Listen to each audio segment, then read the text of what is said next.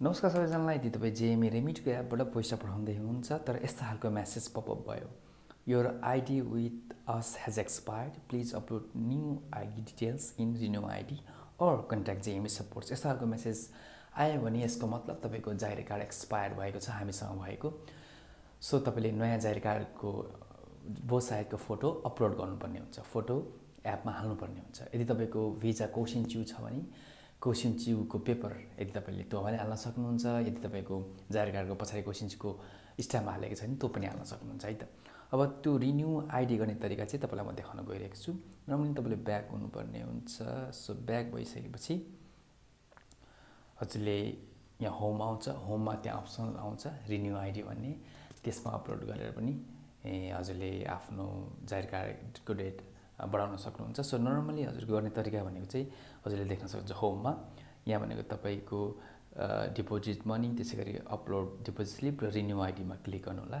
Renew आइडीमा click गरेपछि हजुरले हजुरको जाहेर कार्डको डिटेल्सहरू देख्न सक्नुहुन्छ, issue date, expiry date. So तपाईँको डेट एक्सपायर भइसकेको छ। त्यस्तो केसमा चाहिँ हजुरले चाहिँ अपलोड यहाँ आँखाको आइकनमा नभएर यो फ्रन्टमा चाहिँ क्लिक गर्नु होला। त्यहाँ क्लिक गरेपछि यदि तपाईँको ग्यालेरीमा फोटो छ भने त्यो फोटो पनि गर्न सक्नुहुन्छ। तर अब तपाईँले आफ्नो मोबाइल के अरे जाहेर कार्ड हातमै राख्नु भएको छ भने चाहिँ हजुर यसरी क्लियर फोटो खिच्न सक्नुहुन्छ है त।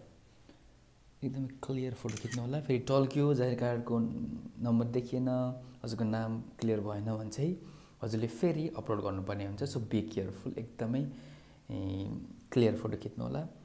हजुरले सबै मिलाउनु होला है त। मिलाएपछि चाहिँ क्लियर राम्रो हुन्छ, चिटिक्क पारेर मिलाएर हजुरले अपलोड गर्नु होला। फ्रन्टको अपलोड गर्यो, त्यसै गरी ब्याकको फोटो चाहिँ हजुरले क्लियर ब्याकको पनि बुझिने गरी गर्नुपर्ने हुन्छ, नत्र फेरि हजुरले अपलोड गर्नुपर्ने हुन्छ।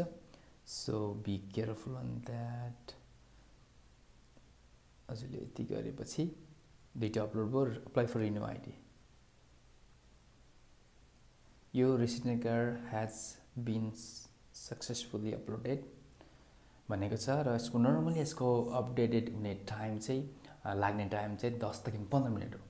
र 15 मिनटसम्म पनि यदि हजुरको यो आइडी यहीँ तपाईँले हेर्न सक्नुहुन्छ, जाहेर कार्डको डेट अपडेटेड भएर देख्न सक्नुहुन्छ। त्यतिसम्म पनि 15 मिनटभित्र पनि भएन भने चाहिँ यो मुनिको नम्बरमा कन्ट्याक्ट गर्नु होला। हामी तुरुन्तै तपाईँको आइडी अपडेटेड गर्नेछौँ।